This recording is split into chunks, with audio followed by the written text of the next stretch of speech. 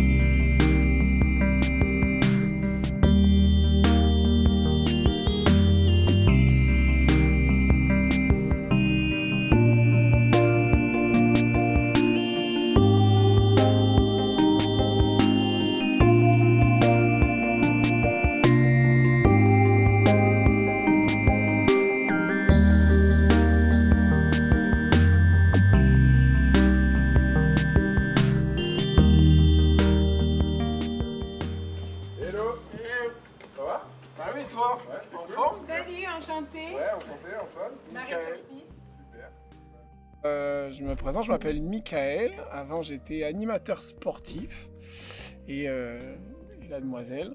Bien, moi, je me présente, je m'appelle Marie-Sophie et avant, j'étais animatrice enfant. Et aujourd'hui, qu'est-ce qu'on fait? On aménage des véhicules de loisirs. Donc, on part d'une caisse nue, d'un véhicule utilitaire et on en fait un véhicule de loisirs et on passe la norme pour que sur la route, tout soit en sécurité.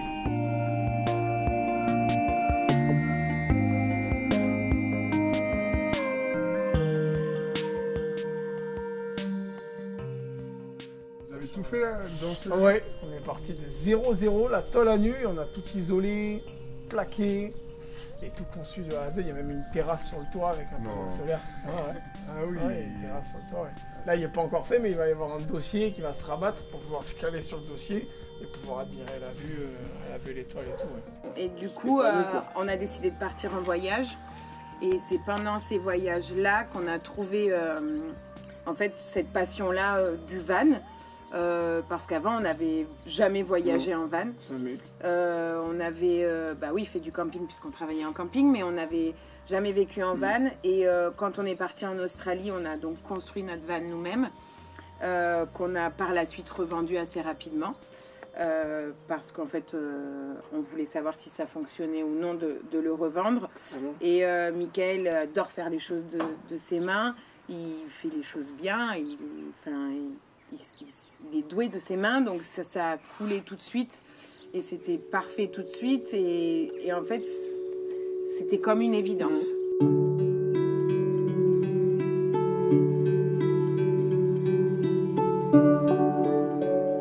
Bienvenue chez nous. Ouais, voilà, t'es dans l'entraille de l'atelier avec le plan de travail avec toutes mes machines qui sont posées là et ça c'est ce qu'on se sert habituellement et comme ça en fait l'été le van on le pose à l'extérieur et du coup le plan de travail on arrive un petit peu plus à le décaler comme ça au moins je peux bosser là et avoir un accès rapide sur le van donc Ok.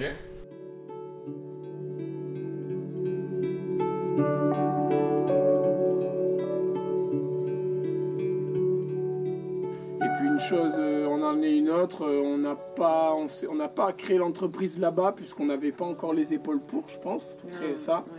On a senti qu'il y avait un truc, mais on n'était pas décidé. On a préféré faire des jobs qui rapportaient beaucoup plus d'argent. Et avec cet argent-là, on a pu se payer plein de petits voyages qui nous ont fait mûrir aussi intérieurement.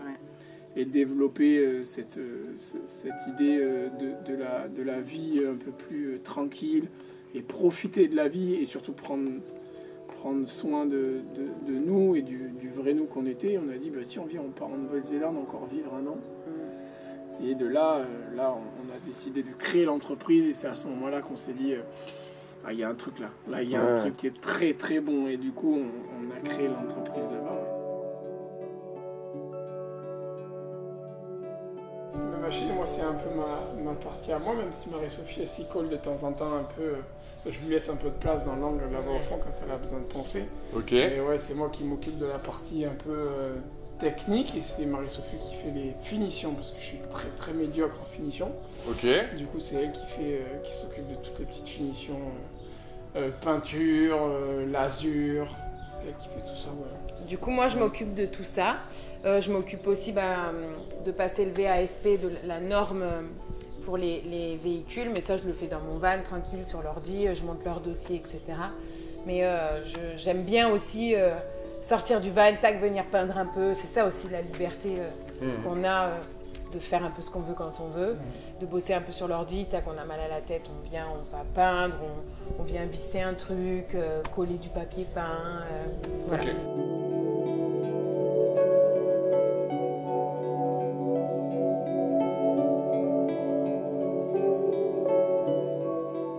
Alors, pour lancer une auto-entreprise, parce que nous, on est auto-entrepreneurs, donc pour lancer une auto-entreprise, ça coûte rien. Enfin, ça coûte 90 € de frais de dossier. Nous, on a eu la chance, dès le début, de pouvoir travailler chez les parents de Michael. Donc, on n'avait pas de loyer à payer. Et le papa de Michael avait beaucoup de machines. Parce qu'il était maçon, etc.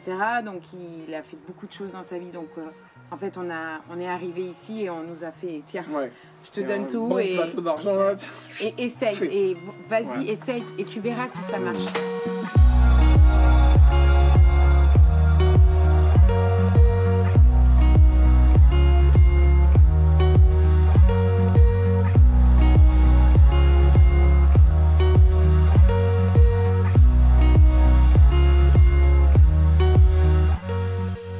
Parfait. Donc là, on est chez vous, quoi, du coup.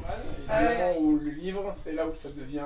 Il y a une petite larme, parce que ça a été l'antre pendant 2-3 mois de temps en temps. Mais donc, tu veux venir voir? Bah ça ouais, sera Allez, peut-être bah, viens, monte. rentre dans ce table. Oui, c'est un Normalement, H3, c'est un lui, H3, donc tu rentres. Hein. Ouais, Parfait. tu rentres. Ouais, tu rentres. Tu rentres. Il est immense. Donc, carrément, tu as cette hauteur qui est pas mal.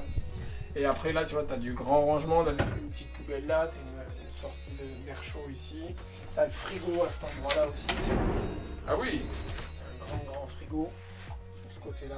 Ce van, il est tout confort. Parce que il y a un peu tout le luxe, tu vois, d'avoir un chauffage, d'avoir un frigo, d'avoir une douche, une vraie douche et pas un truc où... Ah oui, effectivement, j'avais pas vu. Le toilette Avec un sèche, à etc. l'intérieur, ouais.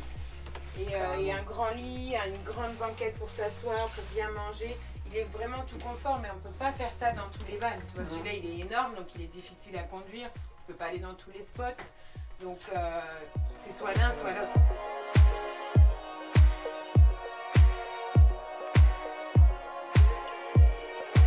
Quand on était animateur, on était logé, nourri, blanchi. Donc en fait, c'était que de l'argent de poche. Donc on gagnait le SMIC, on travaillait beaucoup. Parce que c'est pas du 35 heures, c'est un forfait à la journée, donc t'y vas. Et tu fais 7 heures, 1 heure du matin, voilà. quasiment tous les jours. Et ensuite, maintenant, on gagne mieux notre vie. Mais on n'a pas de 35 heures non plus parce qu'on est notre propre patron, donc on n'a pas des horaires fixes. Tu bosses tout le temps, on bosse les dimanches, on bosse les samedis, on bosse le soir. Mais on a aussi cette liberté de, si demain on ne veut pas ouvrir parce qu'on est fatigué, on n'ouvrira pas. Bon, pas demain parce qu'on doit livrer le van. Mais...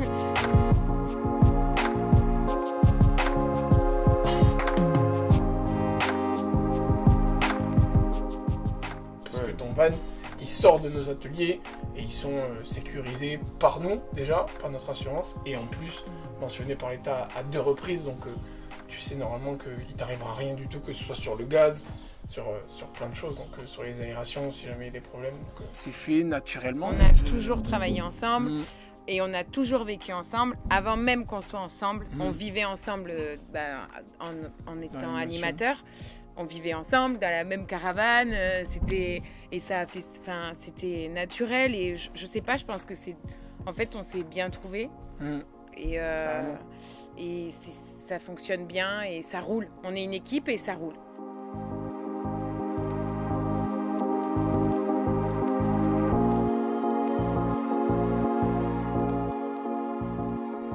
On serait dans un autre endroit, peut-être de la France, peut-être du monde, j'en sais rien, mais on ne serait plus ici, ça je le sais. Et on continuerait peut-être les vannes. Mais en fait, on serait toujours que tous les deux. Ouais. On serait pas, on n'aurait pas d'employés. Parce qu'on pourrait grossir l'entreprise. Enfin, il y a du travail pour. Il y a beaucoup de travail. Et vraiment, il faut se lancer dans ce métier parce qu'il y a vraiment du boulot. Et il y a vraiment de quoi faire les choses vraiment bien. Et il y a de l'argent en France. Il ne faut pas l'oublier. On n'est pas... Peut-être qu'on me paraît pour un pays pauvre, je ne sais pas, mais il y a des gens qui ont de l'argent pour leurs loisirs et pour leurs rêves. Donc... Dans une reconversion et dans la vie en général, il est primordial de fonctionner par opportunité. Et l'histoire de Mickaël et Marie-Sophie constitue un exemple puissant de ce principe. Sans particulièrement chercher d'arrache-pied ce qui formerait leur nouveau quotidien professionnel, Mickaël et Marie-Sophie ont simplement pris du plaisir à faire ce que les gens considéraient être un travail, à savoir aménager des vannes de loisirs. Et c'est exactement ça, fonctionner par opportunité. On fait des choses pour répondre à un besoin supposé court terme, ponctuel, à savoir gagner de l'argent, et c'est seulement après l'avoir fait, et au vu du plaisir pris, qu'ils ont envisagé la possibilité de construire leur quotidien autour de ça. Et c'est sûrement là la grande différence. Avoir le sentiment de choisir sa vie, plutôt que de suivre un modèle établi par simple mimétisme. J'ai fait donc de commercial beaucoup, j'ai fait de la finance, de l'import-export. Et après je me suis dit, bon, quitte à en faire mon métier, autant que ce soit vraiment quelque chose que je valorise, même dans une démarche de reconversion, d'épanouissement. Et le bois et sa noblesse, ça fait que ça s'est orienté là-dessus. Ouais.